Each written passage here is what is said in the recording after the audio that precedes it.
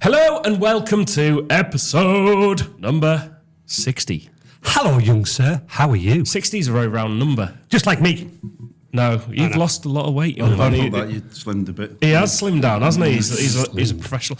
I had someone yesterday commenting how amazingly you were looking and how well you've done. God bless your mum. They said no, it wasn't. It was Mr. David Lamb. Oh, I saw his van in the car park. How is Mr. Lamb? He was very well. He was podcasting yesterday, and he said he saw why were you podcasting in another room? Yeah, we had a double booking issue. Don't. So it was quite funny because I was setting up the other room upstairs. Luckily, there's kind of a space that we could get in, and Andy was stood on the balcony opposite, going, "You're in that room, you're in that room, and you're in that room." It must have looked like a doll's house from the side. I thought you were just playing Tetris. Yeah, we just needed to fill the thing. So yesterday we were double booked, but luckily I managed to grab a space so we could not mess up people's travel arrangements and this, that, and the other. Very well. So yeah, how are you? How's your week been? Honestly, my friend, it's been crazy busy. Was it? And we've had our new apprentice Luke start. Officially started. So he was started on Wednesday. So looking good so far. So yeah, lovely chap. It's lovely chap. It's as always with a new starter. It's more work on us because we've got to train him. So a job that would normally take like 10 minutes is now taking half an hour. Because you've got to explain it, you've got to understand it, and we are very much trying to do not do monkey see, monkey do. He needs to understand why he's doing it. Well, so you see, he was over on the desk over there today. Young looking Adam. You keep changing the name, so yeah, Adam's producing, but Adam's obviously our new starter. Started a few weeks ago, and he's got absolutely stuck in. So exactly. How about your week, sir? Apart from double booking yourself. Double booking myself, yeah. It's been busy. I've also been full of cold. Full of cold, bless you. Time of the year. But actually, much better now, by the way. Okay. We'll introduce our guest in a second. Very shortly. But yeah, so very busy week, lots of different things going on. I had a week off, obviously, last week. Yeah, how was that? That was amazing. Yeah, nice to switch off. Ages ago, if I'm being completely honest now. But needed good family time, but then back into it this week. And do you know what? We've got some really cool projects that we're working on. It's quite excellent, exciting. mate. Excellent. So, Can I have my rugby clothes back? No. We won't. Again? Yeah, my official sponsor. Although I noticed Adam, I think, had rigged up a social media graphic of me. How was M&S pose? I didn't even know that photo was taken, so I don't know where that's come from. It was on Alina. Alina found the photograph, so yeah. So I saw it's a lovely M&S pose. It was you, like. Yeah, it should have said, "We are not taking his clothes off him just yet," because he keeps winning. I'll just inform. I get it. Basically, he's my player sponsor. Yeah. If I lose, he's told me that he takes my clothes away. Oh, right. Which is what it's called motivation. Yeah, something like that. Anyway, have you noticed? Yes, there is a guest, and I'm really excited because other than just saying, "Would you like tea or coffee?" we haven't really had a chance to talk yet. So for all of our listeners and viewers, would you like to introduce yourself, sir? Yep, sure. My name's Stuart Train. I run a business called Bridgewater, which is a medium, sort of middle to senior management executive search business based in the north of England. Been doing it for 20 plus years, longer than You're not that old. Well, longer than I care to remember. Yeah, sort of steady away. Different sort of formats in the business. It's just me and a couple of others currently. We've had sort of 15 staff at its peak, but and work in the sort of civil engineering, construction sort of arena, that type of thing. Wow. Recruitment, eh? I like it, yeah. See, recruitment is not, well, obviously I've recruited recently, but in terms of recruitment and the sector and working it, it's not something Stuart dabbles, I think, in experience. It's very unique, which is why I thought it would be an excellent guest. So give us a bit of a clue. It's not just your standard recruitment agency company. No. I mean, over the years, I think we've just because. I mean, it's all about sort of your network and connecting with people, and and I've been doing it a long time, and got this sort of network of people. So it tends to be just the way it's happened. It tends to be more sort of niche and difficult to fill, and sort of specialist appointments rather than your run-of-mill stuff. So if somebody's got a particular need for somebody to do a particular project, or they need something sorting out, or a troubleshooter or something like that, then that's our sort of niche. So someone comes to you going, "We need this sort of person with this very particular set of skills," is what I want to say. I've taken Liam Neeson. We've got a particular set of skills. Have you ever been hired to kill somebody? Yeah, maybe not quite. That Not quite that. Yeah. So obviously the cover is a very particular skills, and you're going, right, how do we find these people? Yeah, and then obviously there's only a finite number of people who've got that skill set, so you've got to go and find them. Most of them are fairly happy, so you've got to explain why they could be happier, and that's when it begins, and it's about sort of engaging and attracting them and getting them interested in other opportunities, and generally speaking, the sort of trick to it, I guess, is something called the passive job seeker. I don't know if you're familiar with that. It's basically these are people that they're pretty well looked after. They're good at what they do. The organisations recognise that they're pretty well looked after, but there'll be a niggle in the back of their mind as to why they're not 100% happy. They might not be getting on with their boss so much. They might be overlooked for promotion. It's generally not about money. It's more about the emotional things, and their team might have changed, or they might have they might have been overstepped for certain reasons. So there's a niggle in the back of their mind, and it's those are the people that your clients want. And I bet that's hard, because it's not like, hey, I'm passively thinking about new job opportunities. and they don't respond to adverts, and they don't, and they don't, generally the way they'll get another appointment is the likes of me and the network they know, and the only real way you can do it is pick up the phone and talk to them, or connect with them via social media or LinkedIn or whatever it might be, and just keep that dialogue going. And so I've had situations where light bulb moment. Yeah, moment. I've had situations where I've spoke to somebody, and 2.5-3 years later, that's where I was going to go next. So that's just the benefit. I imagine, correct me if I'm wrong. Yeah. You yourself, whilst you've got the company, whilst you're in the company, and you've got to do it. Obviously, it's very reliant on personal brand. Yeah, air quotes, personal brand for yourself, your network, to build that network. And it's like my experience in my business and doing it, and there's been people where we've done a little bit, and then they might go, a few years later, can we do a little bit? And then all of a sudden they go, actually, we've got a whole thing to do. Can we do? to do a lot. Yeah, and it's like, I think it's easy when you're first in business, starting out, you're like, I need to convert every person into a sale. And in truth, it's not that. And we've talked about networking absolutely. And how people need to manage that. But I can imagine from a recruitment start, especially someone passively looking for jobs, I can't imagine how do you even begin that? Like, what's that process? Take me through. Because obviously, do you go out there with the mindset of, I just need to meet loads of people in the relevant general sector? Yeah, I mean, there's a bit of that. We do a lot of research. There's a big research element to what we do, and obviously because the advantage we've got, or I've got, I guess, is that I've been doing it sort of best part of 30 years, and then you build your network, and the trick I think with that is you stick in one sector, and you get to know the people, and that you as I've been in my business, the people my clients and candidates have sort of progressed at the same time, so it's you all sort of you're all in it together almost, so it's and then you've got that network of referrals. The best way of finding those passive candidates is through other people, so it's through your network of referrals. Oh, John's not so happy, or you have a word with Mike because he's something's happened, and it's that type of thing. Right. Okay. That's far the best way. It doesn't always happen that way, but So you said that you specialise in certain sectors, yeah, and you literally don't go beyond those sectors, because as you've just said, you specialise because that way you gain more knowledge about the sector. Yeah, you're best being master of one trade rather than sort of jack of all. You do get generalists that will do an assignment in pharmaceutical, and then next week they're doing an assignment in IT, which in my view is you're not getting the best approach there. I can see that. They'll tell you they'll give you the best service, but in my view, you need to know your market, you need to know your people, you need to know the nuances of that market in terms of you just need to talk their language, I guess. Yes, I suppose so, yeah. You need to understand, if I went into IT, for example, I wouldn't have a clue, I'd be lost. I don't have a clue now. me neither.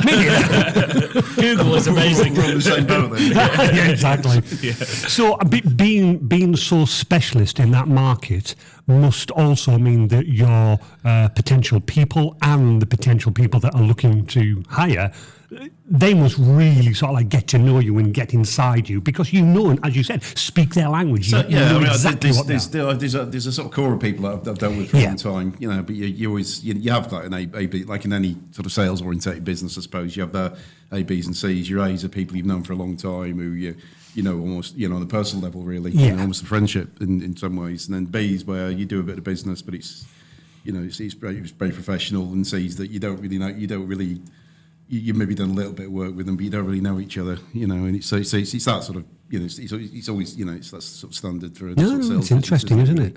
Yeah, I think the thing for me that you touched on there. So one thing is, as we've talked about a lot, is how do businesses find clients, right?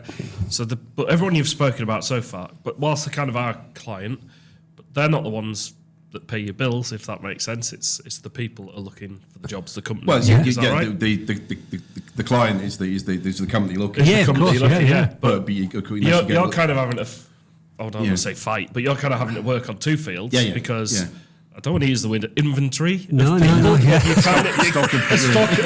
don't know. I'm looking for a particular paper. Just 2 seconds, please. Inventory of keep them all in the warehouse. On the shelf. Opens the door. It's me this week. Oh no. Oh, sorry, you want the upgrade? Okay, but you've kind of. That sounds terrible. I was thinking like estate agency. You know, like they've got a stock of different houses, different things, but.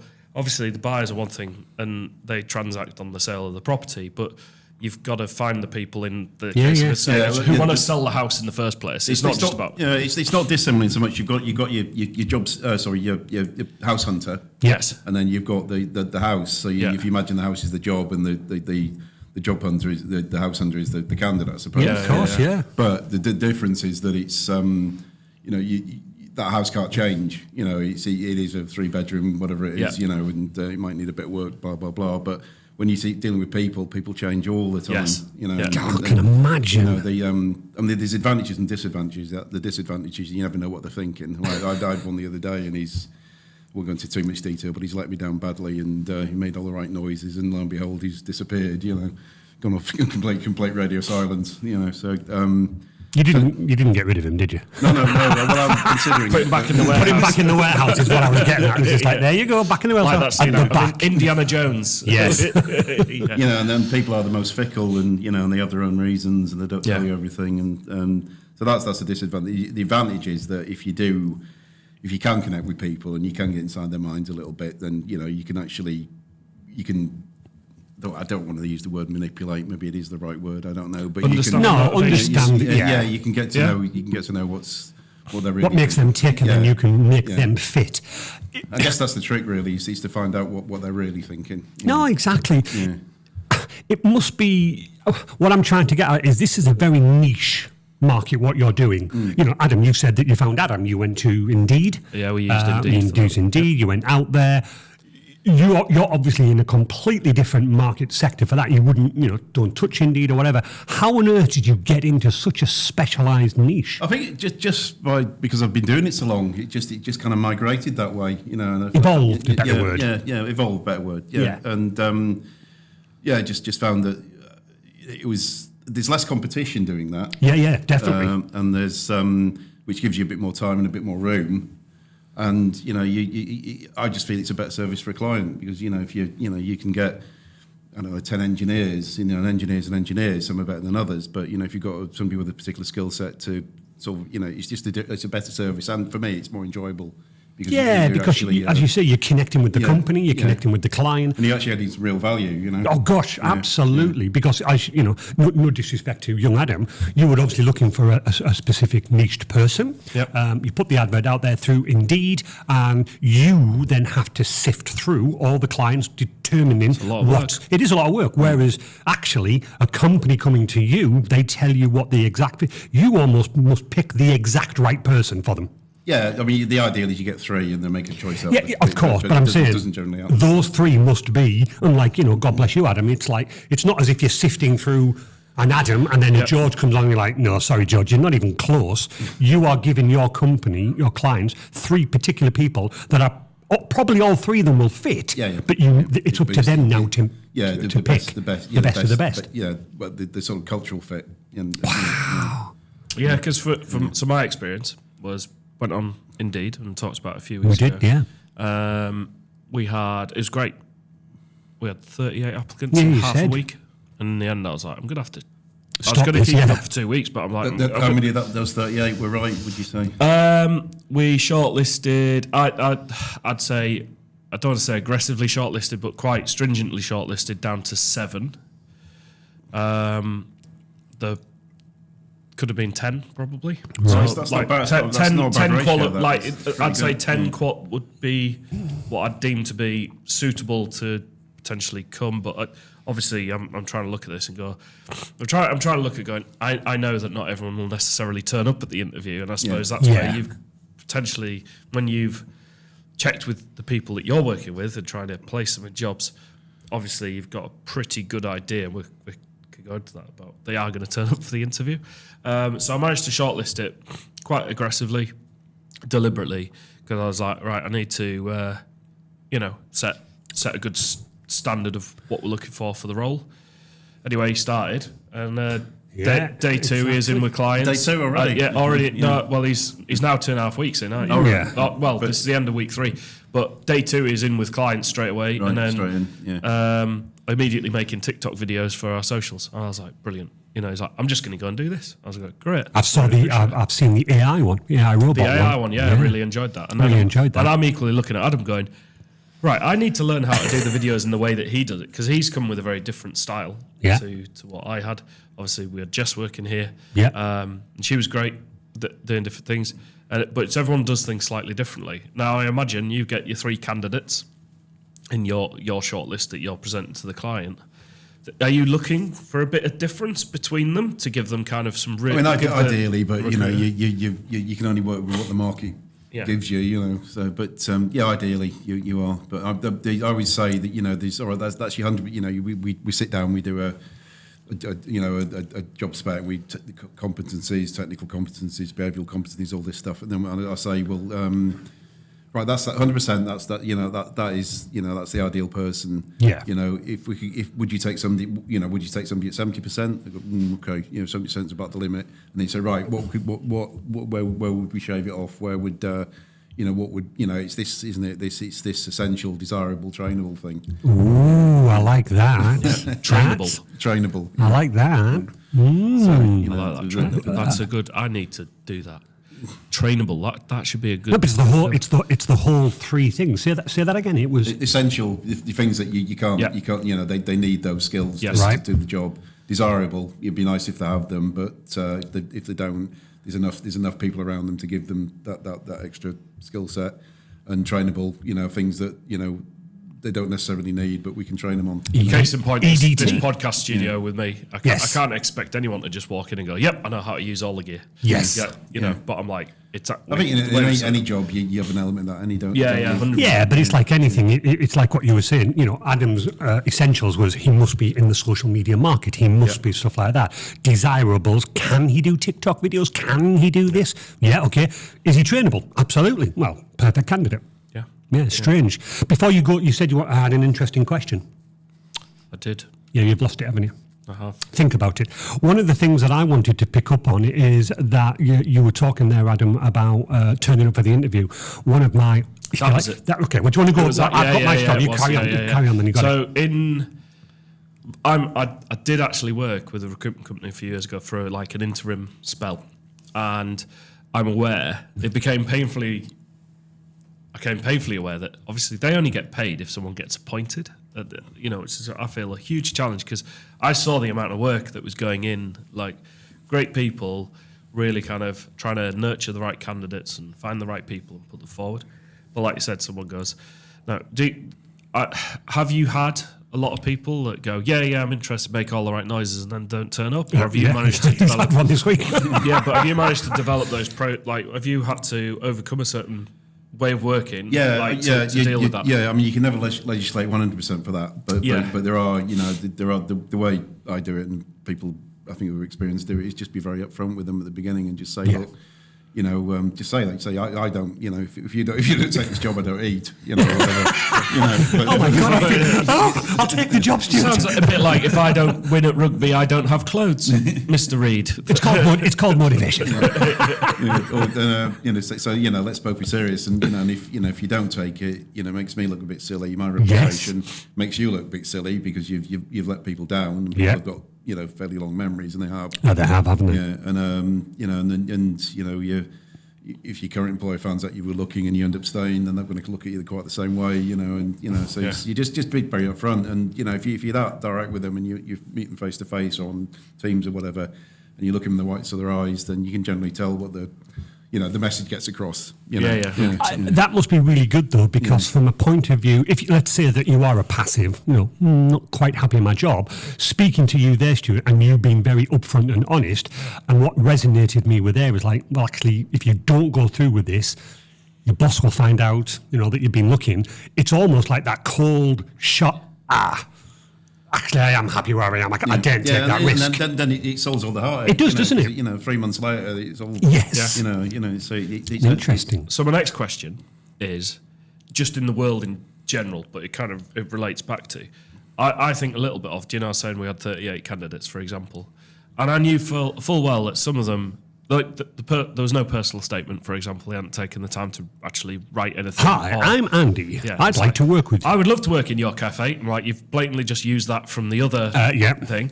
But I think in the world, to a certain extent, I appreciate job market can be tough, cost of living and all those things. So please don't think I'm slurring on any of those sort of things. But do you think that to an extent, because of the digital environment, I think we're kind of spoilt for choice? As in, it's very easy on Indeed to apply for loads of jobs. Yeah. Bang, bang, bang, bang, bang.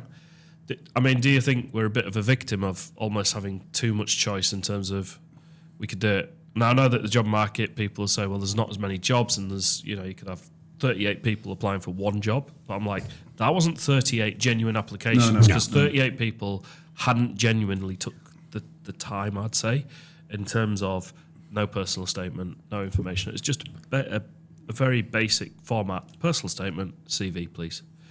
And I felt that those details weren't being committed to and filled out. So my question to you is, do you think we are kind of spoilt for choice, and do you think that is affecting the job market that we're seeing?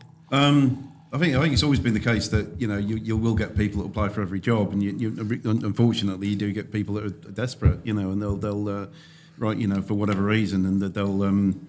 They need something, so you will get people that will apply for those reasons and hope for the best. I think you'll always get that situation where you're getting people that will apply for anything. I don't think that's changed really. Interesting. Right from the sort of early 90s when I first got into, it was still the same. Right. Okay. It was back then. It was all paper media advertising back of. Media press and newspapers and stuff, and, but you still get 300 responses. And, I would love to just share. Sorry, you've just triggered a memory that I've not thought of, and it takes me back to the 90s. When I was entering the job market, it was early 2000s, and me and my mate were looking for jobs, and we're looking in the paper and Job Centre and this, that, and the other. Yeah.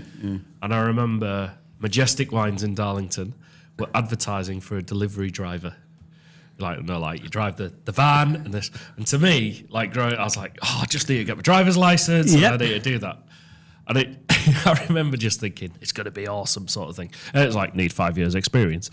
So, because they're not just going to let you pass your test and then go, yes, drive this van full of wine, which is in glass bottles. Yeah. What could go wrong? So there was that element.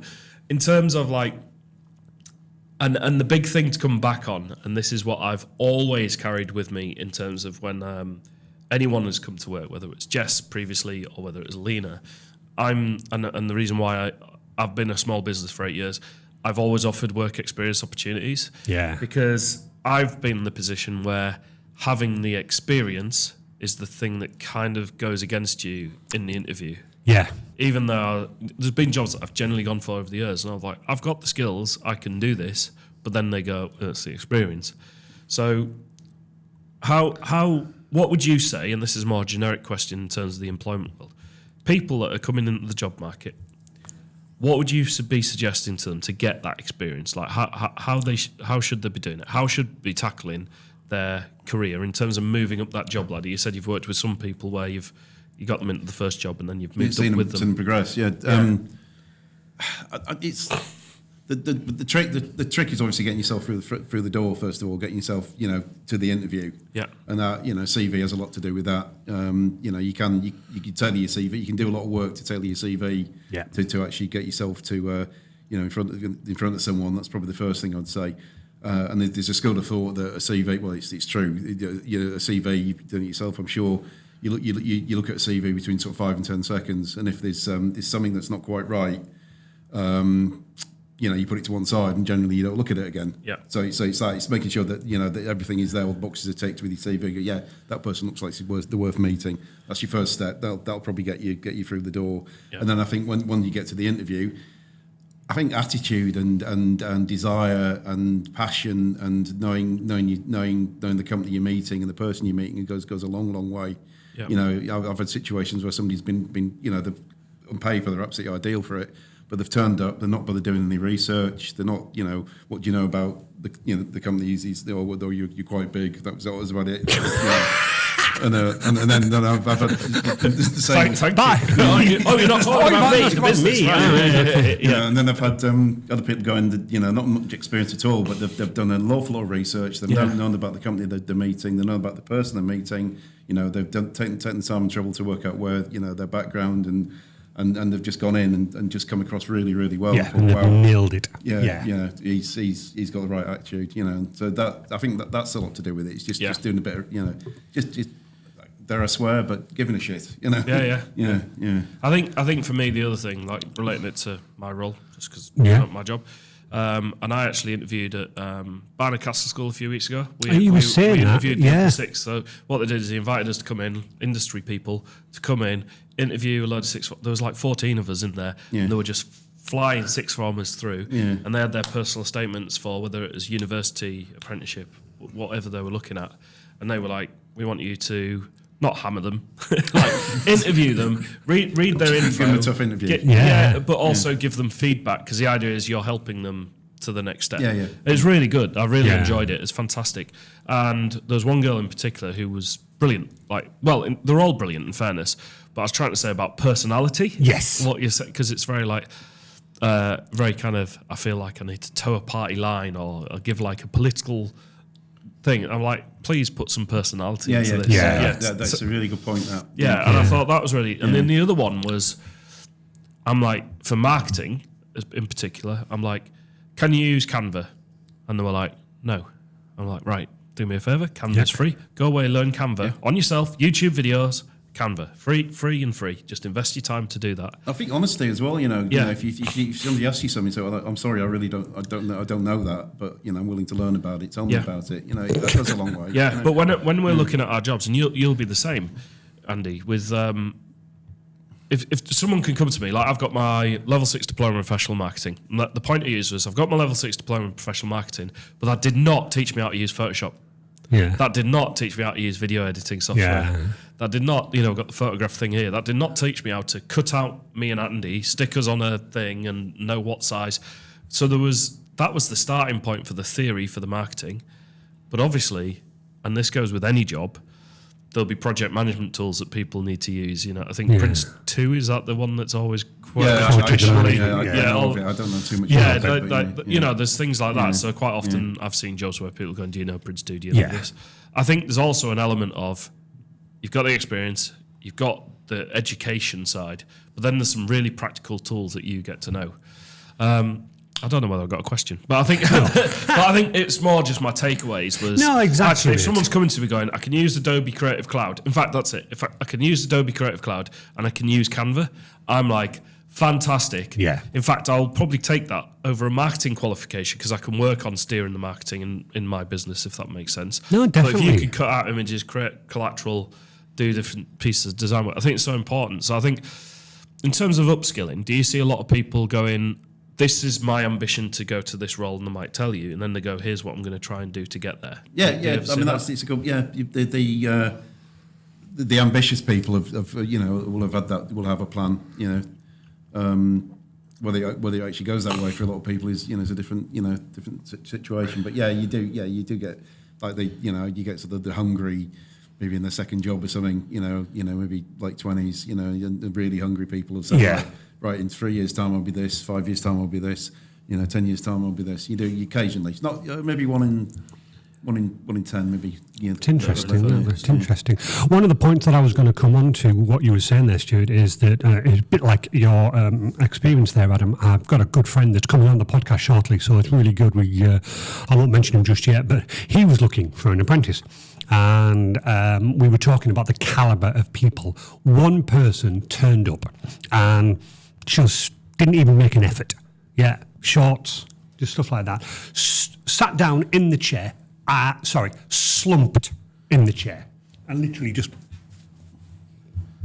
with a smug. So Andy's got his arms folded. Yeah, sorry, yeah. Slumped. I normally have to narrate when it feels like this. He slumped in the chair, and my colleague just went, right, welcome to the interview, name. And the guy literally just turned on and went, look, let's just cut the chase.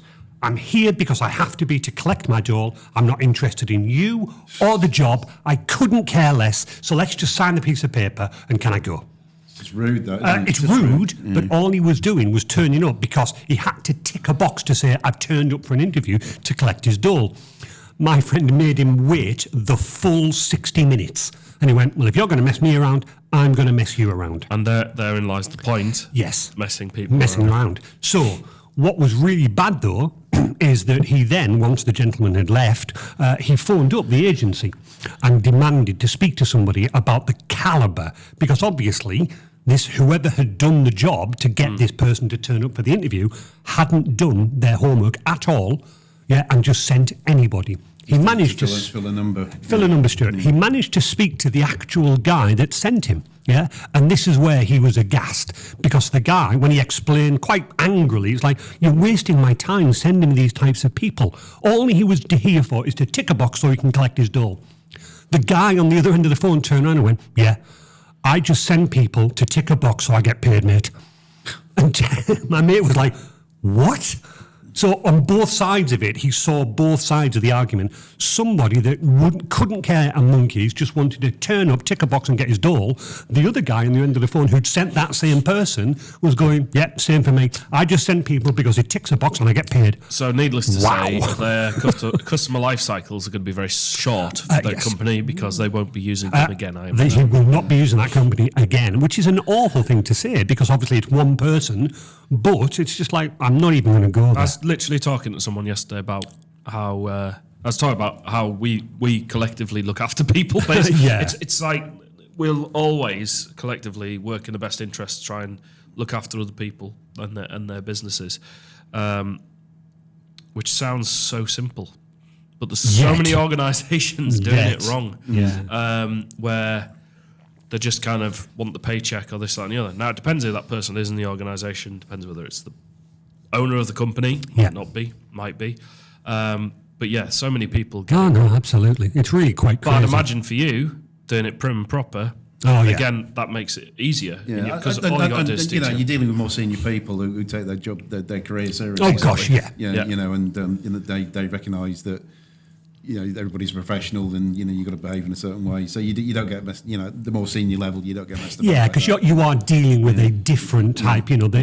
I would like to say, or can I ask, is there a certain you must work with certain people of a certain age? Like you wouldn't work with. Well, yeah. I mean, you don't like to be ageist, do you? But to get 20 years experience, you that's have what to I'm saying. Yeah, right. Okay, fine. Certain, I was also laughing because he said, being honest. And it reminds me of the other thing, obviously, as I say, at the job interview, what do you think is your best character? Well, my blunt honesty. I'm not sure that's good enough. I don't give a monkeys what you think. But that's it, isn't it? Exactly. To be to be honest in the interview, and I've always said to, and I'm saying it now to my apprentice, there's no such thing as a silly question, or if you don't know, be honest and tell, I don't know. It goes a long way, that. We've seen it, Adam, where somebody has said, yes, I know it, and then actually, you really... No, I had that question, though. Someone, I put a pitch together, and I put it in, and I go, we're going to do UTM tracking links. And they went, have you done it before? And I went, no, because I haven't had the project to do it on. Correct. But do you know how to do it? Well, yes, it's simply writing a question mark on the end of the web address. Yeah. And blah, blah, blah, blah, blah. Like, but I went, this is how you do it. Yeah.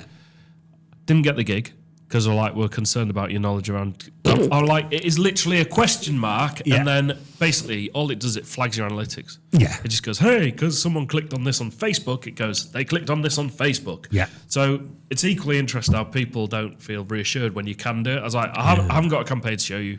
I'm not gonna lie. I'm not gonna lie to you. I still wouldn't change my answer. No. I'm gonna go. But I'm pretty sure I can add a question mark. UTM source equals and right Facebook. And then, do you know what I mean? Like summer campaign 2023. Well, like So it's funny how sometimes interviewers need to see the exact thing that they need to see in front of them to. Seeing is believing, I suppose, in some regard. But that only gets you so far.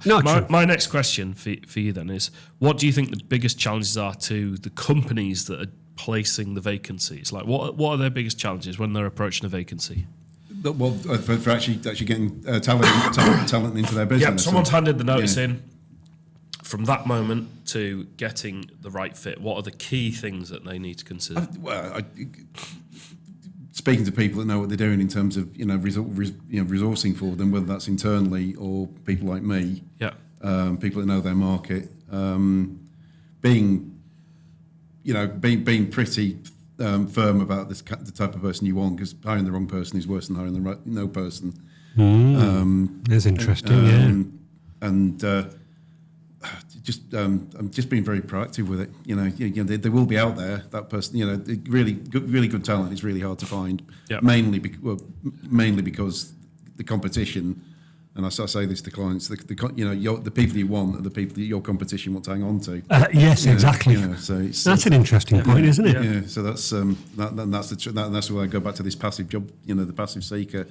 So there will be people who are really really talented, but there will be somebody somewhere who's had a bad day or a bad week or a bad month or whatever, and they're seriously thinking about it.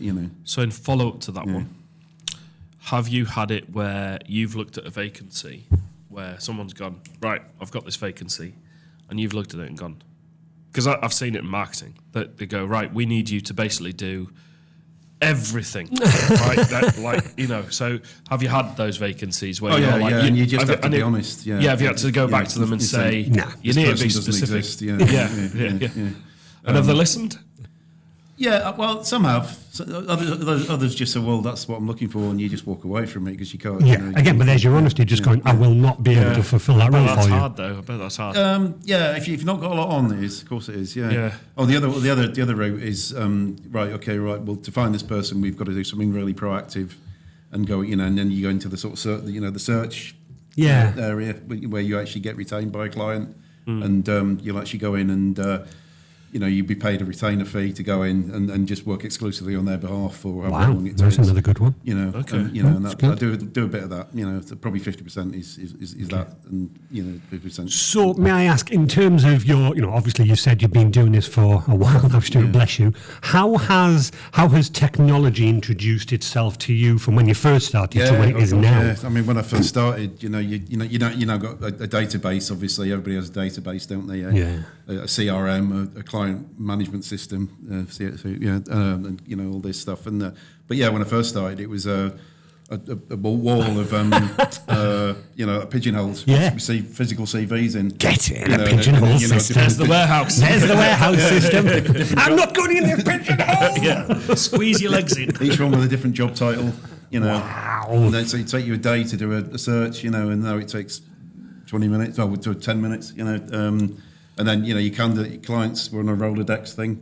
No. Remember them? I remember them. Probably our listeners out there are going, what? Because we still had a Rolodex in our council when I was working there. Wow. I quite like them, actually. Yeah. But, fidget toy. Yeah, it was a bit. I was always fiddling with it when I was on the phone. And the only tool you had was the phone, no social media, no LinkedIn. I speak to people now and you say, well, what do you mean you had no internet? What do you mean? And people weren't individuals weren't listed in the yellow pages. Exactly. Looking for a job in. What about local press stuff like that? Then? What about local press, like national press? Yeah. A lot of it was, and there's obviously trade the trade magazines suffered, didn't they? Badly, because a lot of there's one called Building Magazine we used to advertise a lot in. Yeah. Another one, New Civil Engineer, that still exists, but they're now obviously mainly digital. And the paper version is so thin because half of it was adverts. Yeah.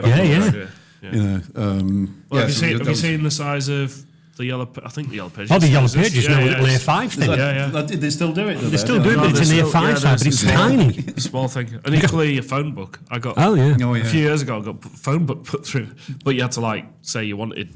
I don't know how we got it, but anyway, we ended up with it, and I'm like, well, you couldn't stick these together, and they always talk about pulling two yellow pages apart. You never get into that.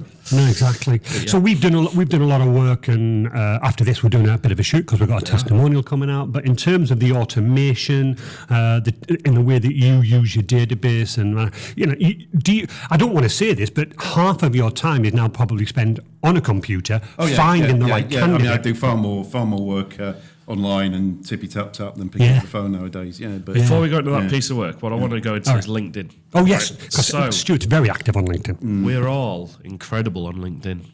We are our best selves. I actually try. The way we promote ourselves. First question before we go into the job side of it and recruitment. What's your take on LinkedIn? What's your take on the atmosphere? Because for me, it's I'll be honest, I've started seeing people making sandwiches on it now. It is Adam's giggling. It's gone the Facebook way. It's going. It is, and you start to see vertical videos coming in on there now. Yeah. But what's your general take on LinkedIn? What do you think? Because you see the posts, as we all do. Well, in terms of the job I do, it has revolutionised it for sure. Yes. Yeah. I maybe I'd use it in a different way, but I've not really seen any. I see that you see your feed and stuff, but LinkedIn have a thing called Recruiter, which you pay a bit more for, and that is purely just for doing the job as a recruiter. So you don't. It's a separate platform. So you've got the standard LinkedIn where you've got the adverts and the posts and all that. And then you've got Recruiter, which takes you to a different place, and that is just purely for recruitment activity. Right, that's interesting. In truth, I think LinkedIn's brilliant. I really like it. I love it. Yeah. The problem I think we're having at the moment is we don't know what to put on it, and now, because some will be like, "Look how amazing I am."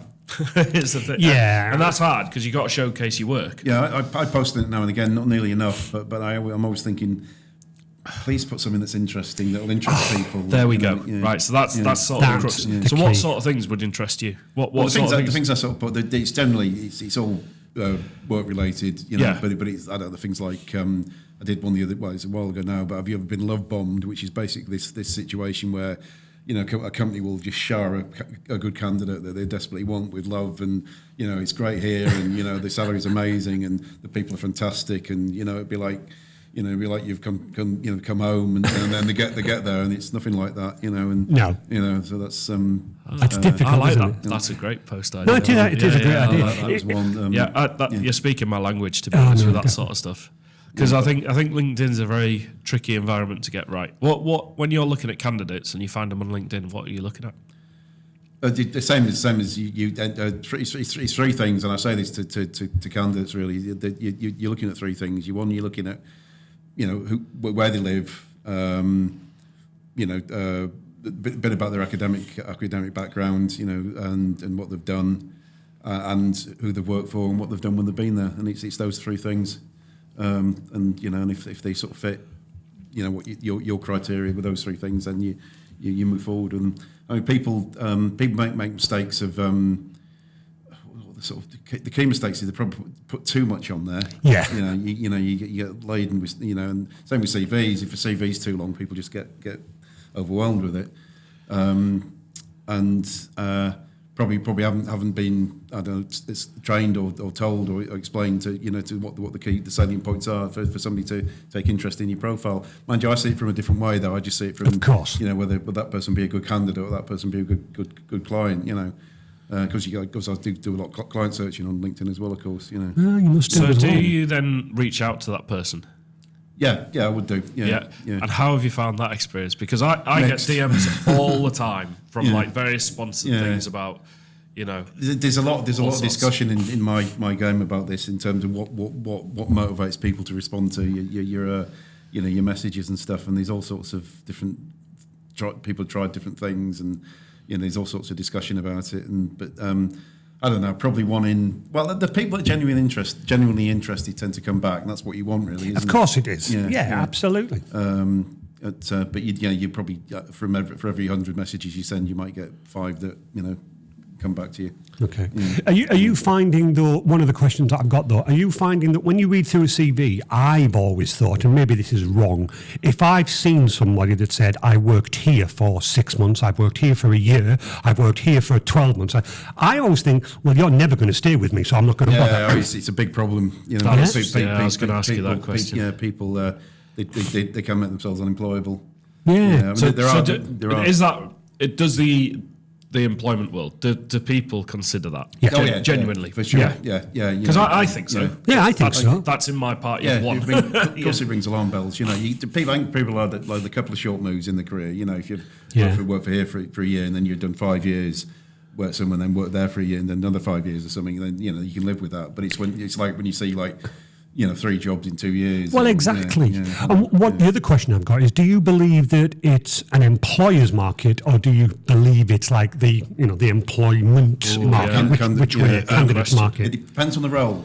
Right. There are certain roles in my industry that these people in this particular role can just pick and choose what they want, what money they want, more or less, and you're getting graduates earning 70 grand a year, and it's just crazy. And another job. The bubble will burst. Yeah. But in other roles, which are more desirable, it's probably the client's market. So it depends on the role, I think. Yeah. One of the other things then is that, going back on experience, we had probably about 6 months ago, we had one of my customers ring up, and I'll use a fictitious name like Adam. As he looks at me. So basically, got my customer ringing up and going, I've got Adam starting next week. Can you set him all up? Yay. So I set him all up and logged him on to set him up on the computer, and then he was ready to start on the Monday. On the Monday afternoon, I was then rang by the customer saying, can you take Adam off the system? Oh. And I was like, what? I said, he's only just started. And his response, apart from, I shall not swear, but he basically said, the guy turned up, sat down, we did the first morning's induction, etc., etc. He went for his lunch and never came back. I feel really bad about that. I know, I'm really sorry. But basically what he did is he phoned this guy up and went, where are you? Yeah, and he went, nah, job's not for me. I'm not coming back. Now, obviously, will that go on his CV, referral-wise? But this guy was livid, and I'm not surprised. That was awful. But if that's the type of attitude, I'm like, he's made himself unemployable. I've had employees do that on me. No. Yeah. Well, one. Yeah, but even so, that's awful for you because you've obviously done a lot of hard work to get this guy into this role, and then he's literally just done that. Yeah. Yeah. Adam, stop it, man.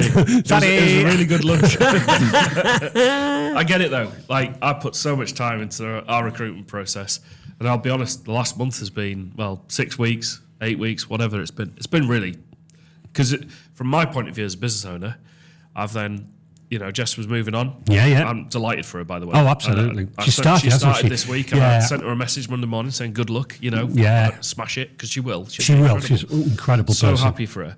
But that's being said, I still then have to go, right, what am I doing with my business? And then you start off all that work, that recruitment, you've got to read through the personal statements that are filled out in terms of that. Yeah. You go all the way through there, and then you deal with that. But we deal with this with clients, though. We do. Oh, no, we do, my friend. So can you quote me this? So you go, okay, I'll do my research, I'll have a look at this, I'll go down a bit of a rabbit hole, because I want to make sure I quote it accurately, and this is something I've got to be careful of, but sometimes you've got to provide the detail. And then they go, okay, thanks. Do you want to do that today? It's the case, isn't it? But and that's what you deal with in business. And it's people, and people's things change in their lives, and absolutely, and they do strange. Nothing surprises me anymore. No, I was going to say it. So one of the things that I was going to ask about is, and you've mentioned this before, Adam, about can you now feel or see people are using AI to write CVs? This is a bit hot potato. This one. Well, I love this. I love that. Yes. I chat GTP. What did we do without it? Oh my goodness me, absolutely. But the problem with that, of course, is you can tell when the cover letter has been done by ChatGPT. Now. This is where I wanted to go. It's good for a template, really good for a template. Yes. But make it your own. And that's what I say to people. What's the giveaway that ChatGPT? Because it doesn't read like a person would speak. I have a perfect example because I've also been involved. I'm a volunteer on the rugby club and I helped with their recruitment thing. The statement started, "I am resolute," and I just went, "No." Like, who is? Year is 1644. I'm like, I was just thinking of National Treasure movie when they had the resolute. Yes, with the exactly. As soon as I read, "I am resolute," I went out the window. Honestly, because I was like, But what was frustrating is on paper their qualifications and everything looked really good. Yeah. They did. It looked suitable and this, that, and the other. But then I'm looking at the personal statement going, I'll give you the clue. The first word in personal statement is personal. Yes. Who is resolute? Like I say, if it was the 1600s, I would maybe get it. It's written in a quill. Yes, exactly. It wasn't Adam, for the record. Yeah. So, no, they were resolute. And I'm like, that's ChatGPT. The other way, in marketing is if it goes, elevate, and there's a rocket emoji. It always leads with elevate your something. And we had I am resolute. And I actually put it into an AI detector. Yeah. Yes, they exist, people. And it was like, yep, 100%. Yeah, no, definitely. Generated. Yeah. The other thing as well, it irritates me is that a lot of CV screening is done by your AI now, by bots. And it's easy to, and it's easy to fall foul of it for the wrong reasons. You get really good people who have been rejected, at first stage because the bot hasn't picked up stuff, and it's also easy to cheat on it as well. Yeah. So it is difficult then. Yeah. But you must be seeing it more and more. But as you say, you may not be able to see it because if that person's clever enough, they will use it as a template. But then, I am resolute. Who the heck would start with it? The other example I had is where I was looking at the wedding packages for the rugby club, and like I said, I do it voluntary around business. So I thought, do you know what? ChatGPT had just launched. I'm going to try it. So the example I've used is wedding hire packages. So what it suggested is your guests could go and have a quick game of rugby while you're getting your photos taken. Could you imagine everyone dressed to the nines and having a game of rugby? No, come back in absolutely destroyed. So I learnt a very quick lesson with that. Needless to say, that did get published. No, it didn't. No, it did go out. But no, automation is a fascinating area. We touched on it with AI and this, that, and the other. LinkedIn have started doing an AI recruitment tool. Wow. It's not great. No, Are you resolute? Are you looking for work? Well, there's a tool. It's you find an ideal candidate, right? That person's red hot, and then there's a tool that says find other people like this candidate, and you put it in, and I did it, and it just came up with people the same name. Adam. That's how I got another Adam. Absolutely right. Complete no relevance whatsoever. They just all have to have the same name. It did ask if you wanted similar. Something needs a bit of work. Yeah, they have a face and the same name. But I must think that AI also does some other things because when I was, prior to me setting up Resilient, obviously I'm a member of Monster CV back in those days. That's what it was all about. That's a throwback. Yeah. But I always remember being emailed saying, we found your perfect role, Andrew. Now, bearing in mind that when I had to go to Monster CV, what sector, technology, what are you looking for? And I had to fill in all the relevant things. And then the email from Monster CV, we found your perfect role as a chef. And I'm like, at what point did I like food, but did they know something you don't? Well, the thing is, probably said you needed good use of Microsoft Word and Excel. Yeah, that's what I'm saying. You're different because, again, your clients, they are removing that heartache, that pain, and again, it's hopefully it's good to say you must be delivering a really high success rate. The thing I really like is when you've got a sort of core niche of probably a dozen people I work with and who are literally you can say, right, I'm looking for this, and this. Right, okay, I know what you need. Leave it with me. You'll have let's put the wheels in motion and. You'll have people to interview in a month's time or whatever, and that's a really nice, really nice thing to do. And it's good for the client as well because they they trust you.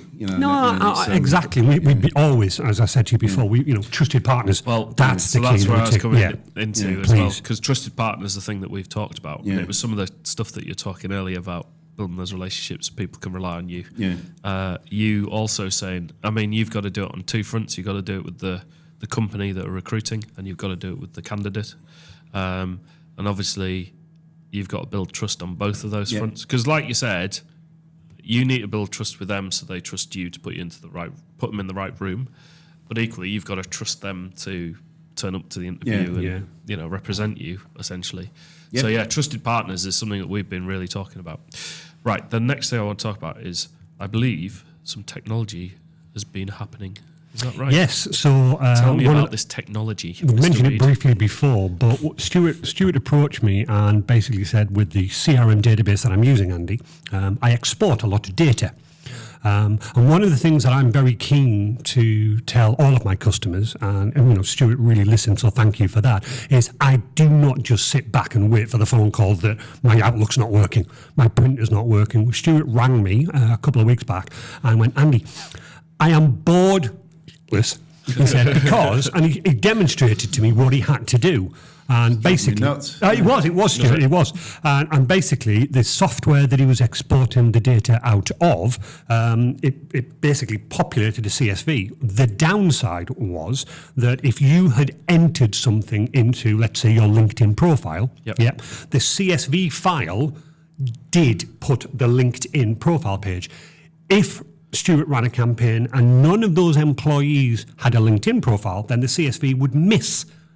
And therefore, what Stuart was doing was every single time he exported it, he was like, oh my God, I've got to look through, delete that, move so that to there. What I'm seeing Andy doing is accordion hands, is how I describe it, going wider and narrower. Yeah. So you're saying that the data was coming out, and sometimes it would be small, and sometimes it would be big. And it was driving Stuart mad. But every time you did an Excel sheet, it took you, I don't know, any time up to an hour to put it to so you've pulled it out the thing, you've exported it, you've got a job done, and then you've got to spend another hour exporting. So and these are things you send to clients and stuff, so you can call a few of them a day, So it was driving him nuts. So Stuart approached me, explained the problem.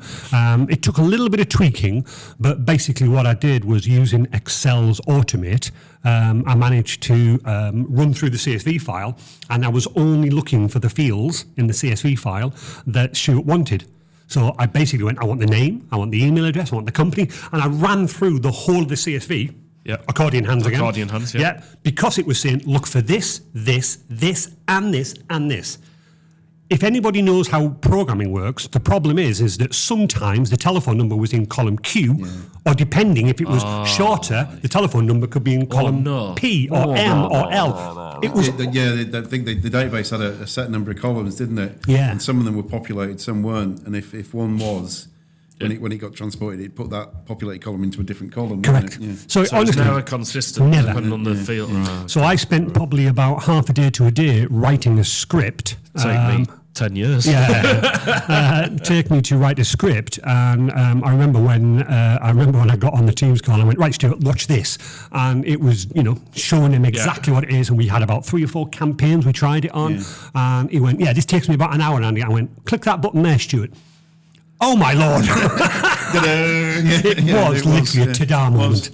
And it was great. Works a treat. And as I say, he's using it to this day, and there's the thing that we wanted. And obviously, God bless, we're going to run away after this and do some This is why I'm like, testimonials. Everyone needs an Andy. I say it, everyone needs an Andy. Yeah. So originally when I set up, what's very apparent in our job is we very quickly end up into the realm of IT with our clients. Yeah. And they often need help. And when you're starting out and you're trying to do it, you're like trying to, would try to do a website and resolve their IT issues at the same time. You've just got to be more resolute, mate. You've got to be resolute, yeah. So that was a problem I was finding, because I'm like, well, we can do our work and the bit, but the problem is the client is struggling because they might have issues with the machinery, the access. It's not updated. It's not, anyway, Andy helped me out with my emails because I was like, I could probably figure out how to do it. I can do it now, but I was like, even now, if it was today and I went to Andy, I need to do this, I'd still be going to Andy to go sort my emails. Sets your mind, doesn't it? Because one thing happens, which makes another thing happen, which makes another. And before thing you know happen. it, you've lost so much time. I bet this was happening with the data, wasn't it? Yeah. I can't imagine what you were going through. And it was really, you think, all right, okay, I'll leave, but you couldn't leave it because it needs to be done to get out the door, you know. And, And it's this whole thing that I want to get across is that, bless Stuart, you know, he reached out to me and I did this for him. Stuart could have just sat there and go, this is an absolute pain in the, but I'll do it. But, you know, hopefully from lots and lots of chats with Stuart, knowing how I work and knowing how Resilient work and knowing how Stuart work, he did, luckily, pick up the phone and went, Andy, there's got to be an easier way. It's driving me insane. So a couple of questions from me, because I've had clients that have moved, basically, if anyone's like, I don't know what to do with my OT and this, that and the other, I'm like, go to Andy. It's like, that's where the conversation goes. Like, go there, get it sorted. Because I did it with teams when we were smaller, and I haven't looked back. Adam started the other week. Andy literally came down, handed Adam his laptop. Yeah. There's a laptop. It's logged into everything that you need. We're away. We're sorted. And it's great. And I've not thought twice about my monthly subscription to Microsoft or anything like this. I'm just like, it is a necessity that we need to do. In your experience, obviously, the time that is invested, the money, this, that, and the other, what he's gone and done that for you. You've got that job in place. You've got that system there now. Do you find yourself going, I wish I hadn't gone down that route? Or do you find yourself going, thank God I did that? No, the latter, absolutely. Cause, you know, particularly on that thing, it's a really good way of, you know, once a week and keep clients updated, you know, and it's also a really good tool just to go through, you know, for myself to actually go through, you know, just I'm not spoke to him and he spoke to him, or, you know, and just other little bits and pieces like when I was away on holiday and you know, and that sort of stuff. And it's I mean, because I mean, even though we were all up to about 15, the biggest I used to do my own IT, which, you know, and I quite enjoyed it. It does take away from the main business, of course. It does, absolutely. So I had something the other day that we're trying to, I can't remember what it was, but we're trying to like turn out a video or something like this, and there was like a problem.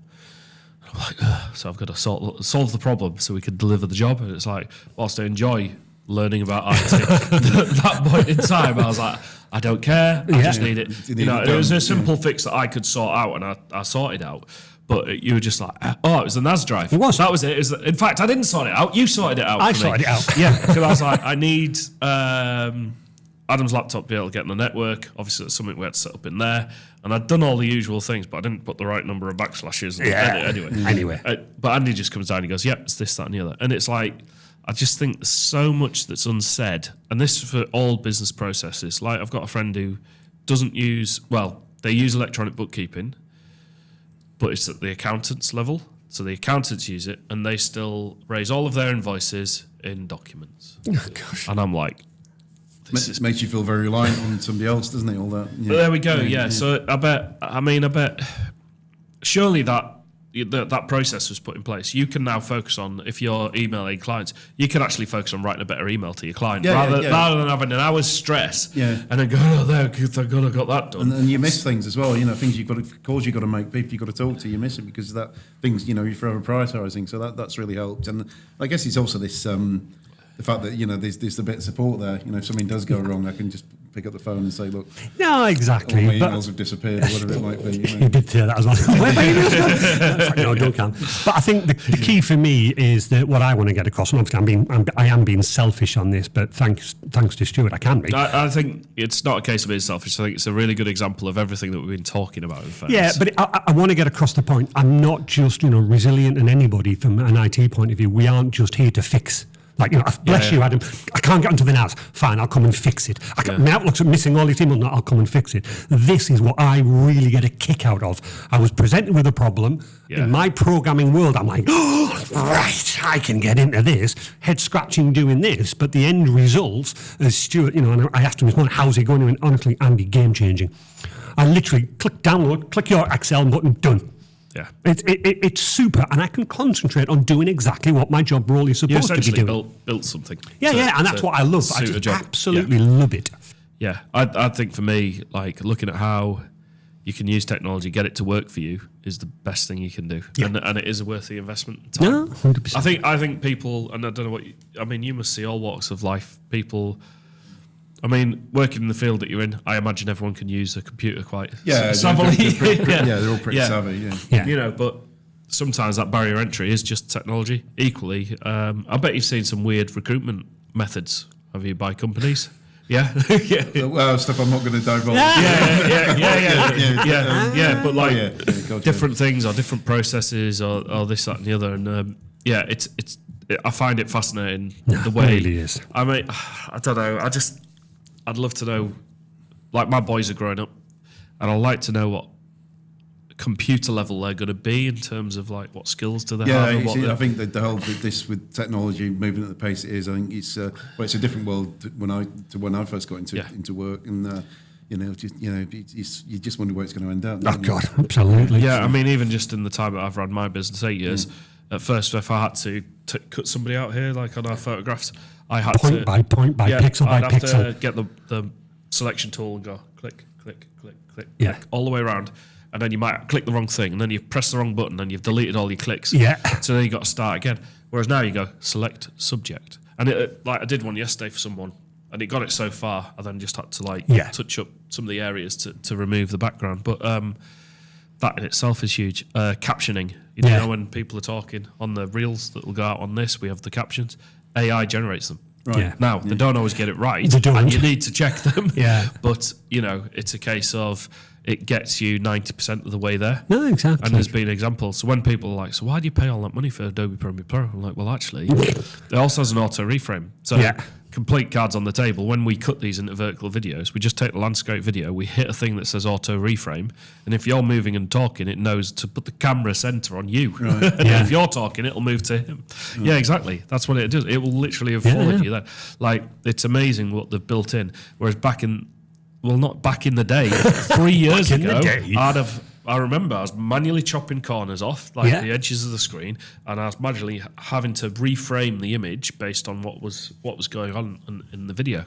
So I think there's a lot to be said for technology investment, is what I'm is what you're getting at. No, absolutely no. Yeah. It's been a good journey, and I learned what I was doing in terms of that. It took me into new areas.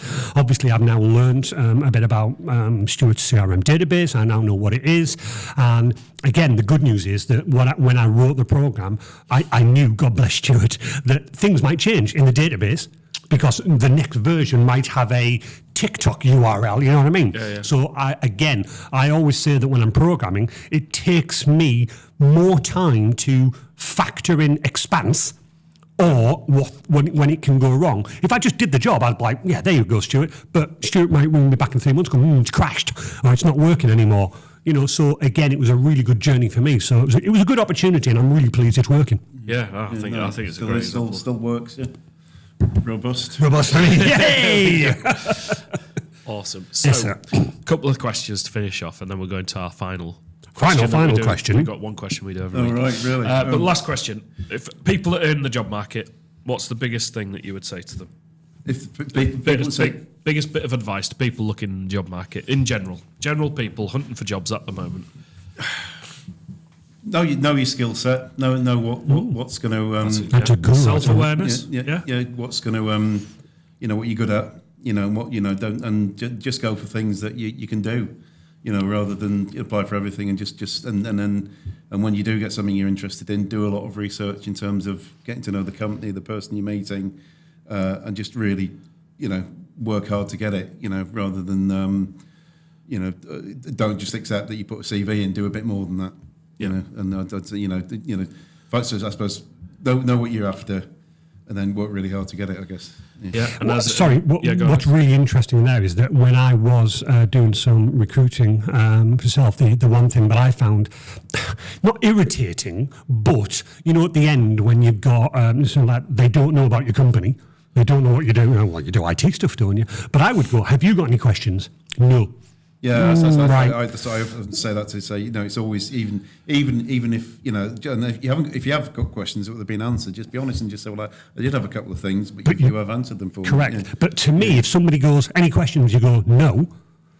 What are you doing that for? I'm looking at him over there because that's what he said. He went, yeah, I did have some, but you've answered them. Right, that's good. He then said, Adam over there. Yeah. He then said, would you offer full training on how to use the podcast studio? Because obviously I've not done it before. Wow. I was like, yes, Yeah. of course. Stuff you want to hear, isn't it? But it is, and as I that's said, a fair question. It is a fair And question. you don't look, you're not doing yourself a disservice by No. asking the question. I'm actually like, I'm glad he's going, Yes. please, can you tell me what that is if I'm successful? But yeah, of course I can. Like, it's a good thing to say, and I think people think that if you're asking a question that is either a train, it's like the what's your biggest weakness question. I avoid that like the plague. I'm not a big. What's your biggest weakness, Andy? My honesty. I care too much. It is, you know, like I work myself too hard. You know? it's a bit like we've all got weaknesses and we've all Can got you strengths. can you perform under pressure? No, but if you hum it, I'll give it a good go.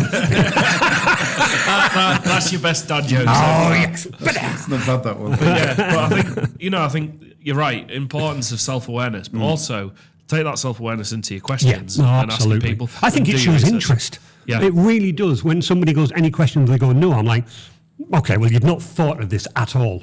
You're not interesting. You're not engaging. You've not done your research. To me, it's a big turn-off. Yeah, I think it does demonstrate whether somebody's genuinely interested Yeah. in the job or not. I mean, it's easy, it's free, isn't it, to do some research? Of course it is. Yeah, What do you do? You know, like, all right, so you turn up and you're like, well, what about this company? I know I've read on your website that you do that. Can you explain a little bit more? It's a great thing to do because it shows interest. Yeah, I agree. Yeah. My question next, penultimate question. I was going to say, hang on a minute. It's the last one. Yeah. So the next one is steered to myself. I've never used a recruitment company What, as a candidate? Or? as a company Right, because yeah. you know I've done it off my own back and stuff. But we are, been growing, a small company at the moment, but we've got ambitions to grow.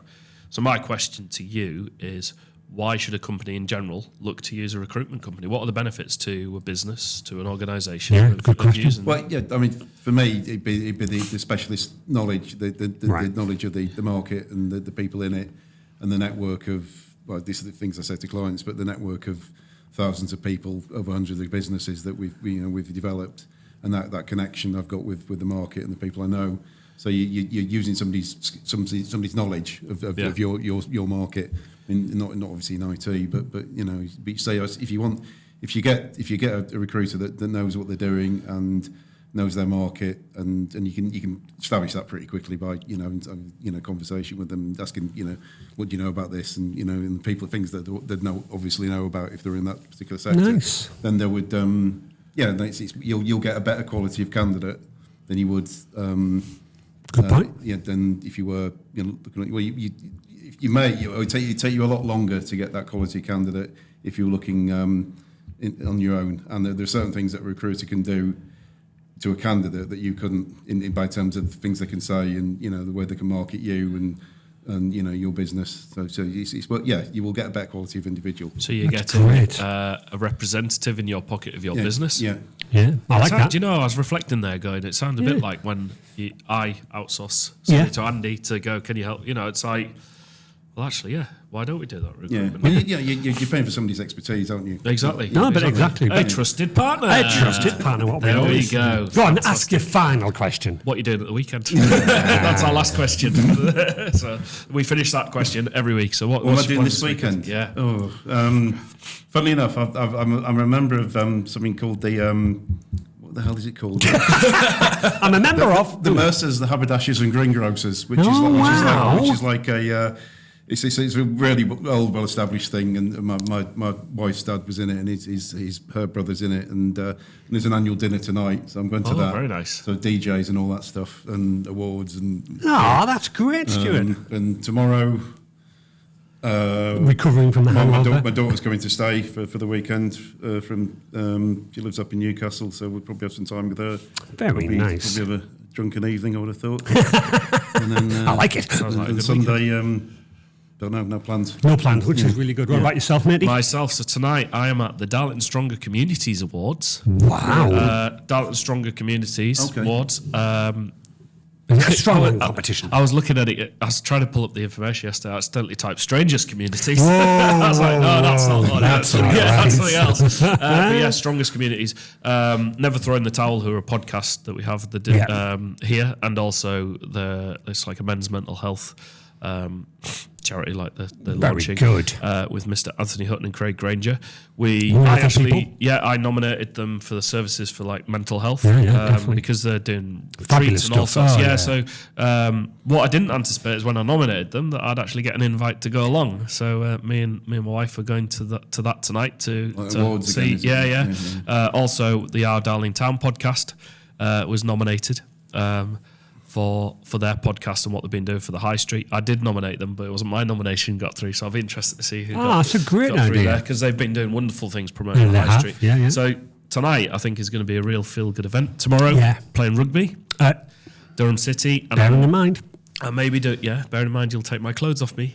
If you don't win. AKA sponsorship. Who do you play for? Darlington. Oh, right, okay. Yeah, RFC, so Blackwell Meadows. For the Mighty Twos. At the top of the on the roundabout. Yeah.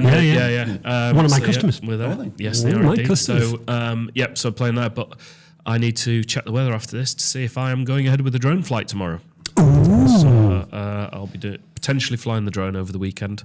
And then Sunday? Sunday. We're at Newcastle Falcons for a kids rugby festival. Oh, well, that's going to be good, isn't it? Kids participate in the rugby festival. I coach kids team. You do? Participate in the rugby festival, and then they get to watch Falcons take on Doncaster Knights in the game afterwards. Oh, that's going to be busy nice. weekend. A busy weekend. What about you, Mr. Reid? My usual horrors tonight. So I'll be sitting down with a small glass of whiskey and watching my horrors.